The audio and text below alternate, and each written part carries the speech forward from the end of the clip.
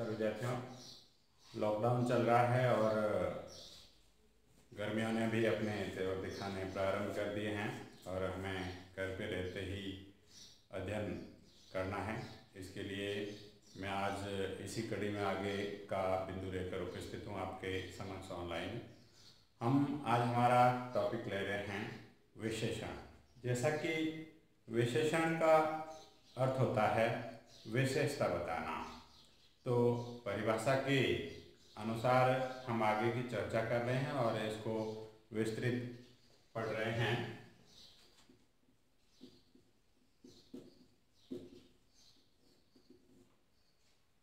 विशेषण में वी उपस्थित है विद्यार्थियों, और वी का विशेषता से लिया जाता है जब वाक्य में प्रयुक्त कोई शब्द जो है वह विशेषता बताता है, या यूं परिभाषा के रूप में कहें कि वाक्य में प्रयुक्त जो शब्द संज्ञा या सर्वनाम की विशेषता बताता है उसे हम विशेषण कहते हैं।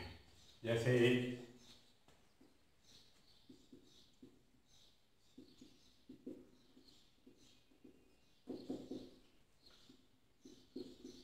जो शब्द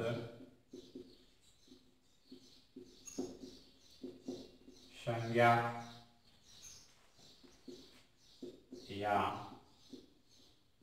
सर्वनाम की विशेषता बताते हैं उसे विशेषण कहते हैं। जो शब्द संज्ञा या सर्वनाम की विशेषता बताने के लिए प्रयुक्त किए जाते हैं उनको हम विशेषण कहते हैं। जैसे उदाहरण के रूप में समझते हैं,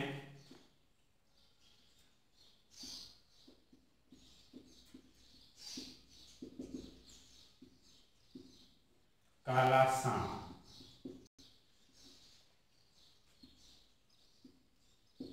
नीला आकाश,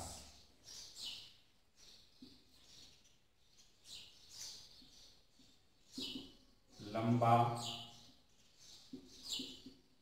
आदमी। अब हमने यहाँ पर 3 उदाहरण लिए हैं।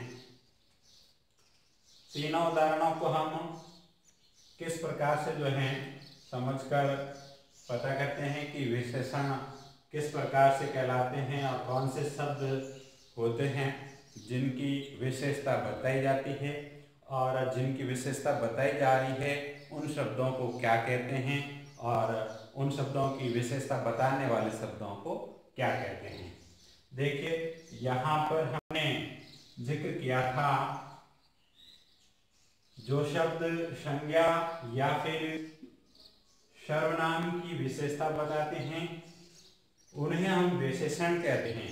2 चीज यहाँ पर ध्यान रखने योग्य हैं, एक तो संज्ञा, दूसरा सर्वनाम।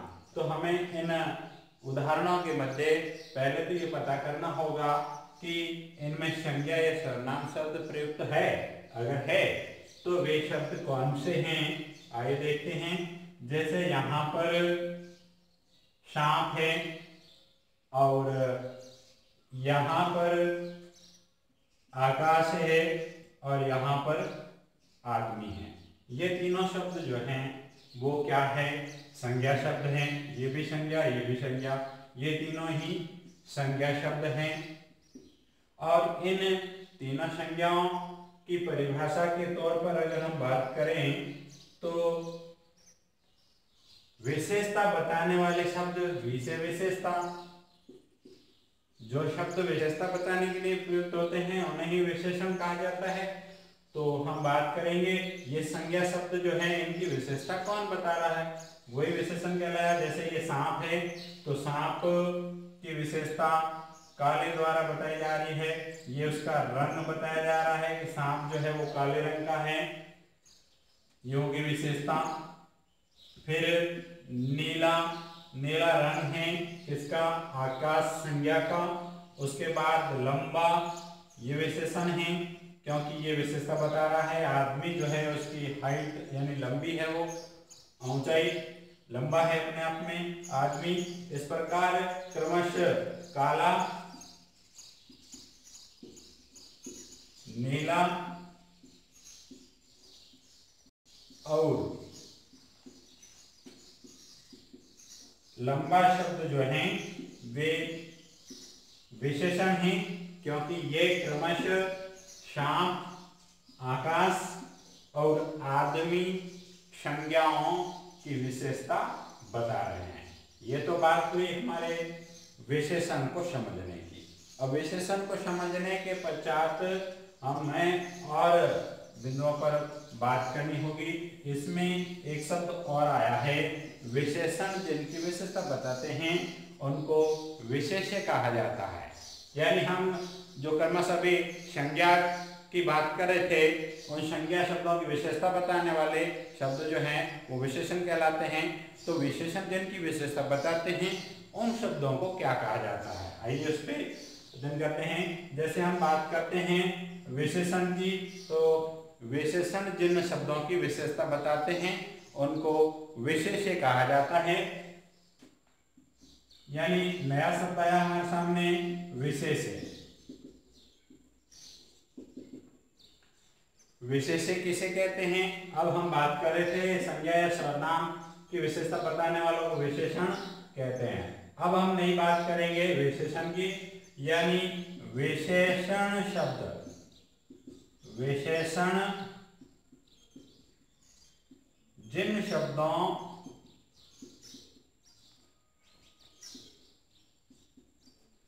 की विशेषता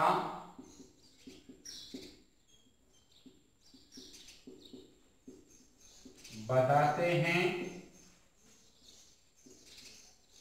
उन्हें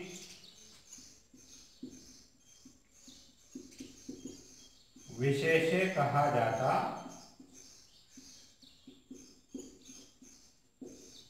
है।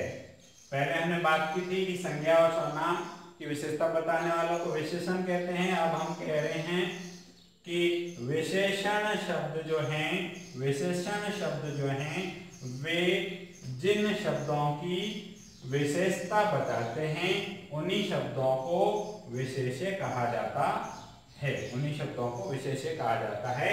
यानी संज्ञा और सर्वनाम मिलकर जिसकी विशेषता बताते हैं वे विशेषण कहलाते हैं। अब विशेषण विशेषता किसकी बताएंगे? वापस संज्ञा और सर्वनाम की ही विशेषता बताएंगे, क्योंकि वे ही विशेष्य होते हैं। अब जैसे मोटा आदमी,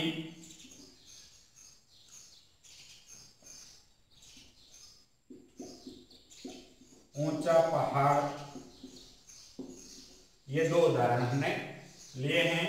याद रखिए विद्यार्थियों, आदमी और पहाड़ ये दोनों ही शब्द संज्ञा है, और हमने ये इसलिए समझने का प्रयास किया है क्योंकि इनकी विशेषता बताने वाले शब्दों को विशेषण कहा जाता है। तो ये देखिए यहाँ मोटा और ऊंचा दोनों शब्द क्या हैं? विशेषण हैं। हमने फिर प्रयास करने की कोशिश की है कि यहाँ तक कैसे पहुंचा जाए। हमने बात की परिभाषा में कि विशेषण जिन शब्दों की विशेषता बताते हैं उन्हें हम विशेष्य कहते हैं। अब देखिए मोटा और ऊंचा यहाँ पर जो है विशेषण हैं, और ये दोनों शब्द जो हैं वे किसकी विशेषता बता रहे हैं? क्रमशः पहाड़ और आदमी की, अर्थात ये संज्ञा शब्द ही विशेष्य कहलाते हैं, विशेष्य कहलाते हैं। ये हम आसानी से समझ चुके हैं कि विशेषण क्या होता है और विशेष्य क्या होता है। अब हम बात करेंगे अगले बिंदु पर विशेषण की ही, यानी अब विशेषण जो है उसके अंदर भी हम बात करेंगे एक उद्देश्य विशेषण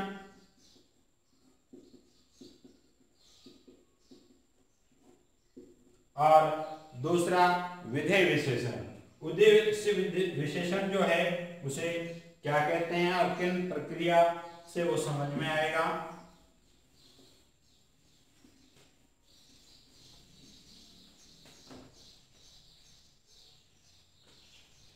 नंबर 1, उद्देश्य विशेषण।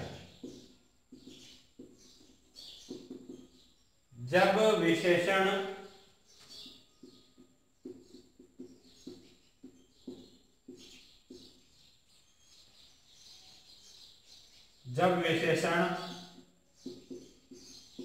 विशेष्य यानी संज्ञा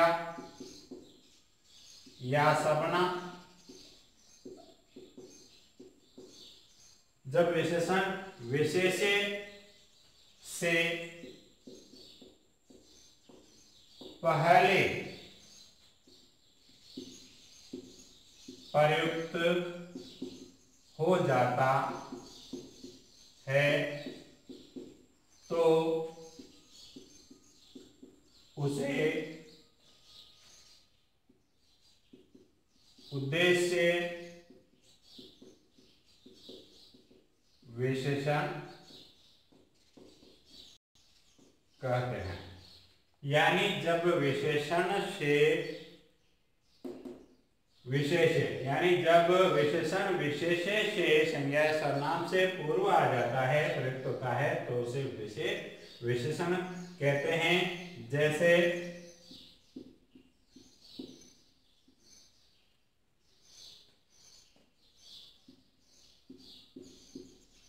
समुद्र का खारा पानी है।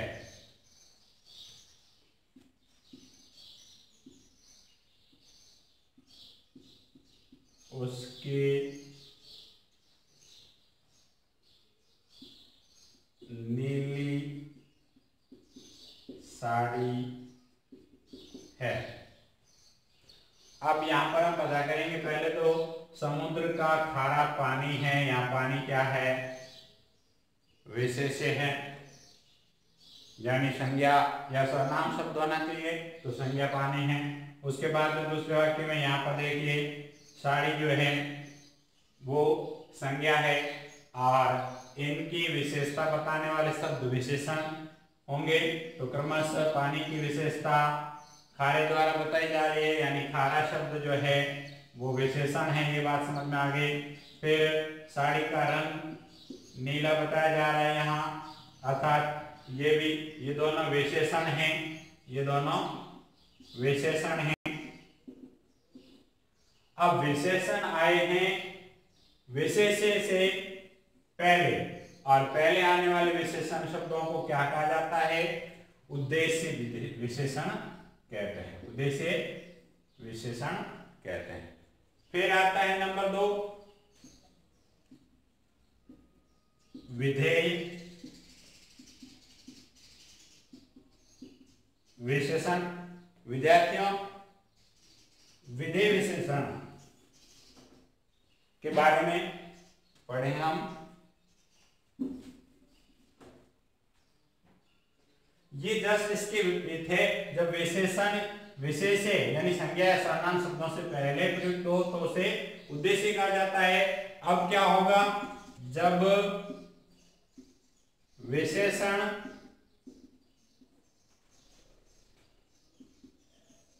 विशेष्य के बाद प्रयुक्त हो तो उसे विधेय विशेषण कहते हैं। हम इन्हीं अगर उदाहरणों को ले वापस तो देखिए, यहां पर समुद्र का पानी खारा है। फिर दूसरा उदाहरण, उसकी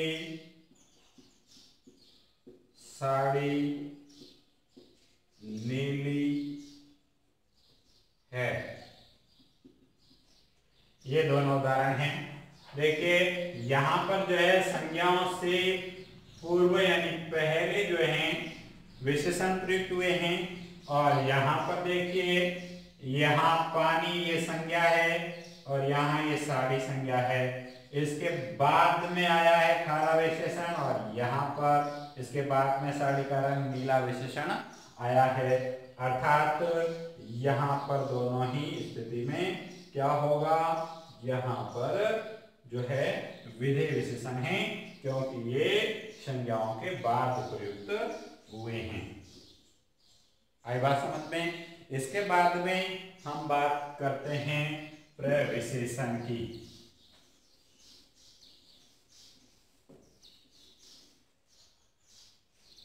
विद्यार्थी 3 चीज समझने के बाद में हम ले रहे हैं प्रविशेषण किसे कहते हैं। हमने विशेषण की बात की, उसके बाद में उद्देश्य विशेषण की, विशेष्य की, विधेय विशेषण की, अब कर रहे हैं हम प्रविशेषण की।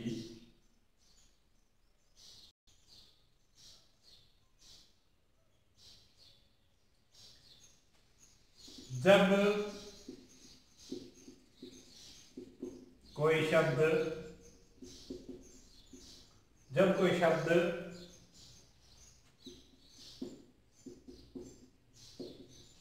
विशेषण की विशेषता बताए, विशेषण की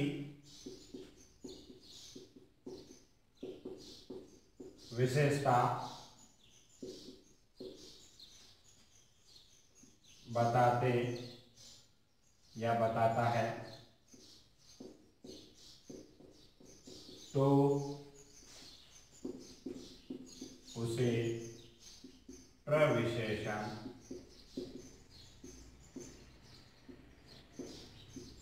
कहते हैं। यानी जो शब्द जो हैं या वाक्य में प्रयुक्त वे शब्द जो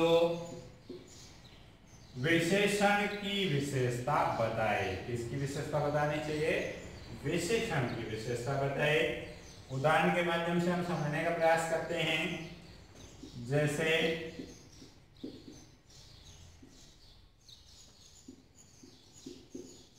आम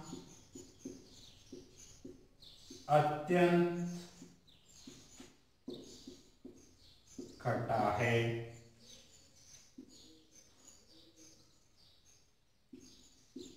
मोहन बहुत चतुर है। ये दो उदाहरण हमारे सामने हैं। अब इन्हीं उदाहरणों के माध्यम से हम समझते हैं कि प्रविशेषण जो हैं किसे कहते हैं।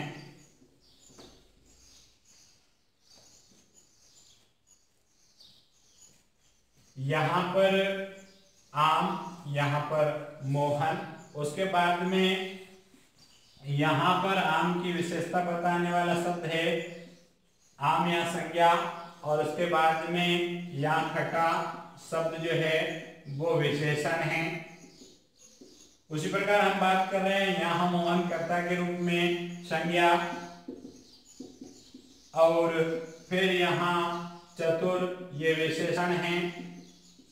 दो चीज क्लियर हो गई, संज्ञा यानी विशेष्य और विशेषण, विशेष्य और विशेषण दोनों क्लियर हो गए। अब हमें पता करना परिभाषा के अनुसार कि विशेषण की विशेषता कैसे बताई जाती है और किस प्रकार वे शब्द जो क्या कहलाते हैं।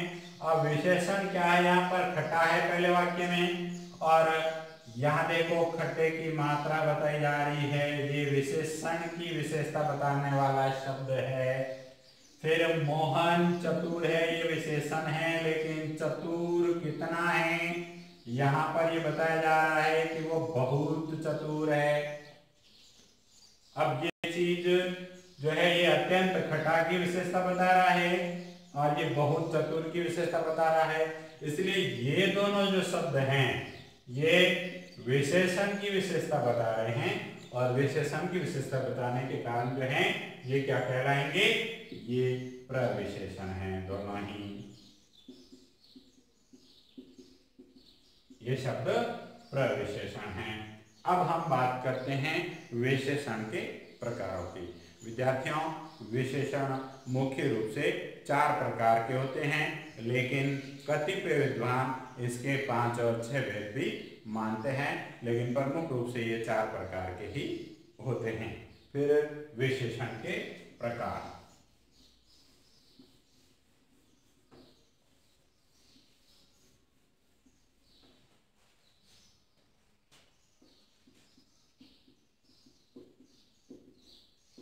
विशेषण के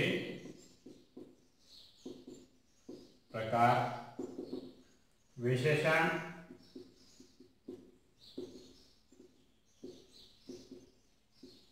चार प्रकार के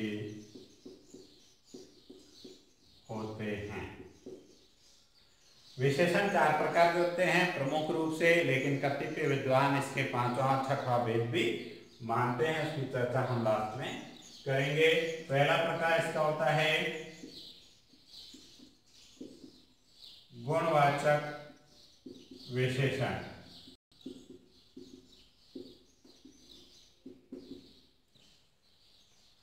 जो विशेषण शब्द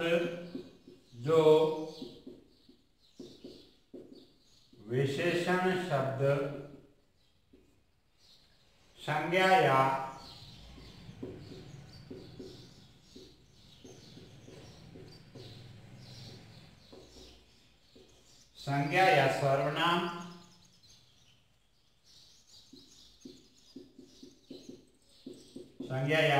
सर्वनाम शब्दों का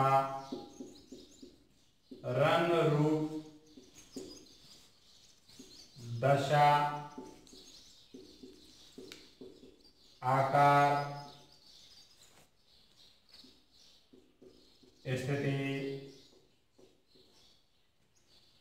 आदि का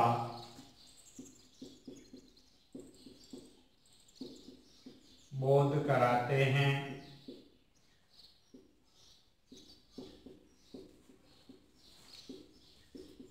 उन्हें गुणवाचक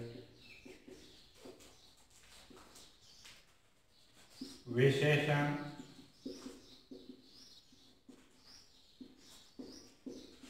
कहते हैं। परिभाषा हमारे सामने है। जो विशेषण शब्द संज्ञा सर्वनाम शब्दों की स्थिति, रंग, रूप, दशा, आकार आदि का बोध करवाते हैं, उन विशेषण शब्दों को हम गुणवाचक विशेषण कहेंगे। उदाहरण के माध्यम से समझते हैं। जैसे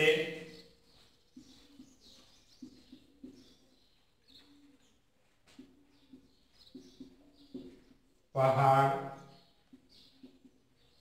बहुत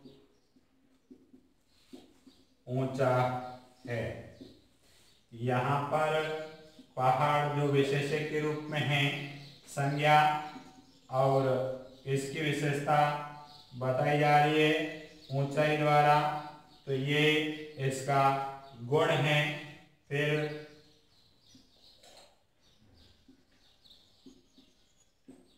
काला सांप जा रहा है।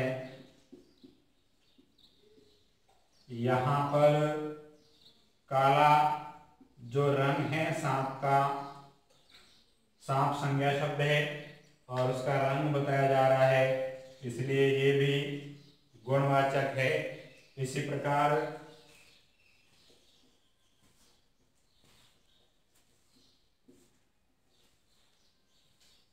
आयताकार मैदान, आयताकार मैदान में बच्चे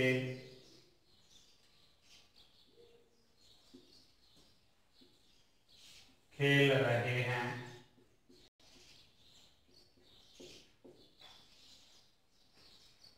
यहाँ पर मैदान संज्ञा है जिसका आकार बताया जा रहा है कि वो आयताकार है या वर्गाकार है।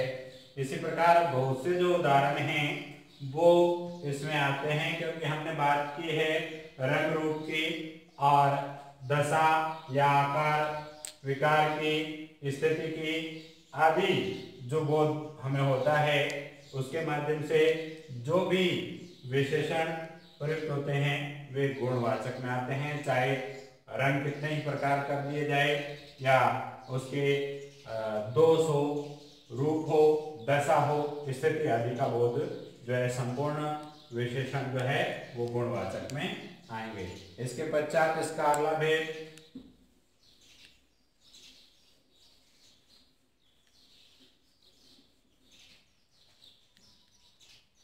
नंबर 2 संख्यावाचक।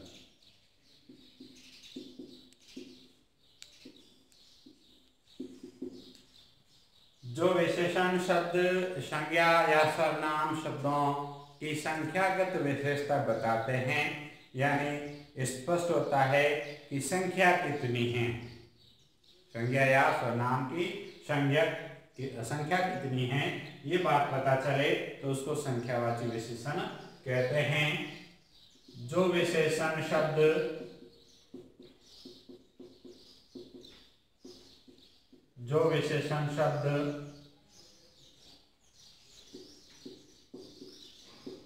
संज्ञा या सर्वनाम शब्दों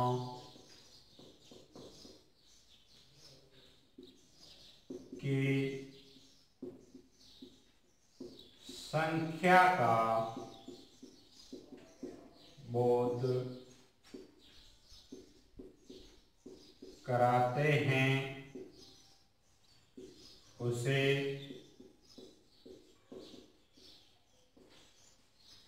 संख्यावाचक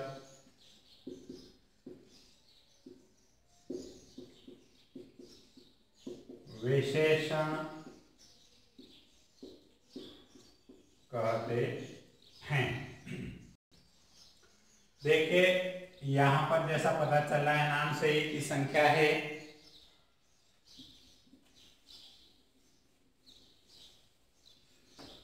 अब देखिए संख्याएं दो प्रकार की हो सकती है, जैसे निश्चित संख्या और अनिश्चित संख्या। अब बात करें हम जैसे संख्यावाची कैसे हैं, उदाहरण की अगर हम बात करें जैसे 5 आदमी,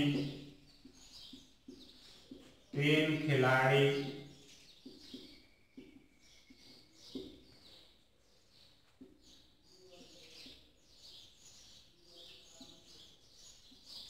8 पुस्तकें,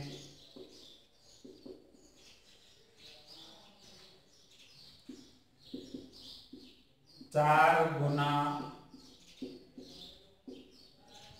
गुना लोग,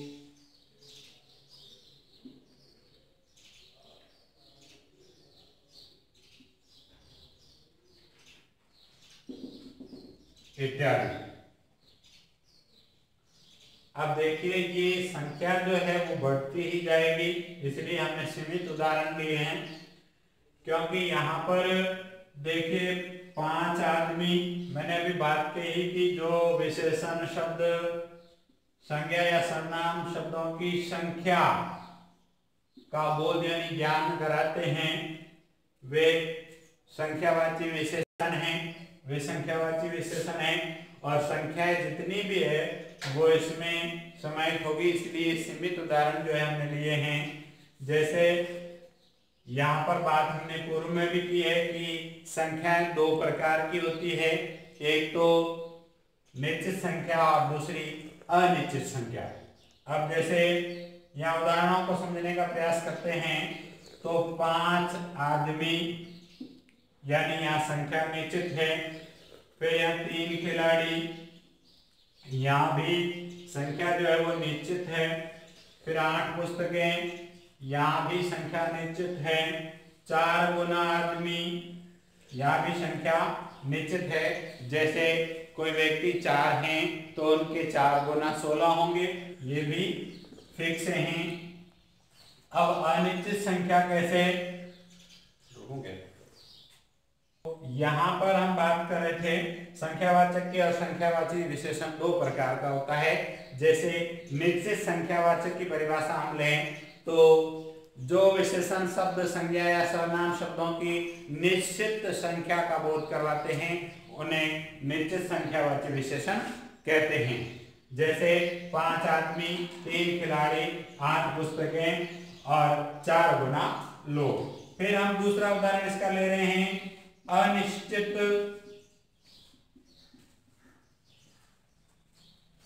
संख्यावाचक। अब देखिए संख्याएं अनिश्चित कैसे होती है। अब यही संज्ञाएं शब्द जो है, अब यहां पर 5 व्यक्ति ये फिक्स है। अब हम उदाहरण ले रहे हैं, जैसे बहुत से आदमी। बहुत से आदमी कितने भाई, उनकी संख्या क्या है? फिर मैदान में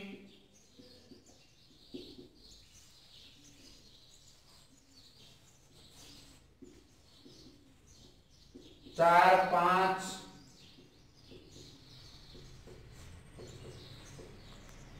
खिलाड़ी खेल रहे हैं। अब देखिए यहां 4 5 खिलाड़ी या खिलाड़ियों की संख्या बतानी है, लेकिन यहाँ पर 4 और 5 लगभग है, 4 है कि 5 है ये पता नहीं है, तो ये स्थिति भी अनिश्चित में आती है। इसलिए यहाँ पर 4 5 खिलाड़ी भी अनिश्चित संख्यावाचक है। और बहुत से आदमी भी यहाँ पर जैसे कम है, बहुत है, ज्यादा है, अधिक है, 4 5 यानी लगभग में अगर कोई संख्या है तो वो भी अनिश्चित संख्यावाची विशेषण कहलाता है।